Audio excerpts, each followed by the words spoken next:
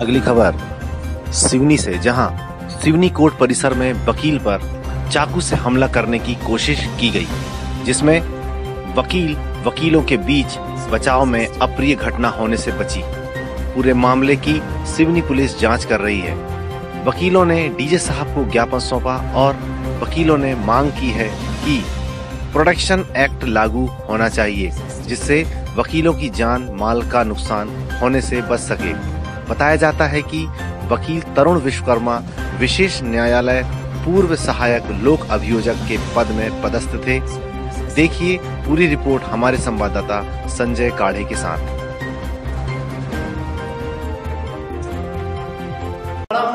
सिवनी के court room वार में, और आप जो देख रहे हैं मेरे साथ, यहाँ सब वकील लोग हैं। और आज एक वकील के ऊपर एक व्यक्ति ने चाकू से हमला किया। और क्यों किया, आइए इसके बारे में हम इनसे पूरी जानकारी बताइए। आप पे हमला क्यों हुआ, क्या कारण था?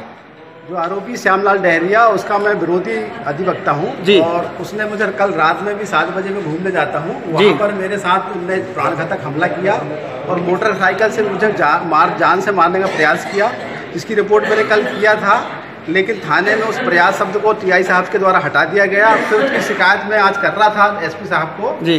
तो जिसके बाद फिर वो आ गया 2-3 लोगों को साथ लेके, चाकू लेके, फिर मुझे अपने जहाँ मैं बैठता हूँ वहाँ पर मेरे साथ फिर चाकू से प्राणघातक हमला किया उसने, जिसके अधिवक्ताओं ने जिसने बचाया, नहीं तो मेरी आज वो जान ले लेता।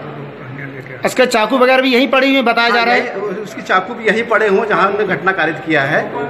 और इसकी जानकारी टीआई को दिया आपने? और अभी टीआई साहब को दिया था। टीआई साहब ने कहा कि वो तो मेरी कस्टडी में है शाम को 7 बजे, जबकि वो यहाँ पर था। जबकि वो यहाँ पर आ गए। उसमें तो ऐसा लगता है कि टीआई साहब भी, क्योंकि वो सट्टा का धंधा भी करता है शायद, तो टीआई साहब भी चाहते हैं कि उसमें जो है मिली भगत उनकी टीआई साहब की भी उसमें। और आपने तो डीजे साहब को भी?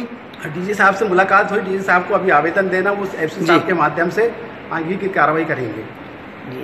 आप क्या कहना चाहेंगे चैनल के माध्यम से? यह बार अधिवक्ता संघ की ओर से प्रोटेक्शन एक्ट की मांग की जा रही है जी। इस प्रकार की हरकत बार हो रही है, प्रशासन इस पर ध्यान नहीं दिया जा रहा है, इसलिए तत्काल इस पर कार्रवाई होनी चाहिए और प्रोटेक्शन एक्ट लागू होना चाहिए, क्योंकि अधिवक्ता ऐसे में भयभीत होगा और सही न्याय नहीं दिला पाएगा।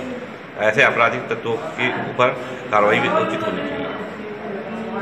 सख्त आंदोलन करेंगे, इसकी जवाबदारी शासन और प्रशासन की होगी।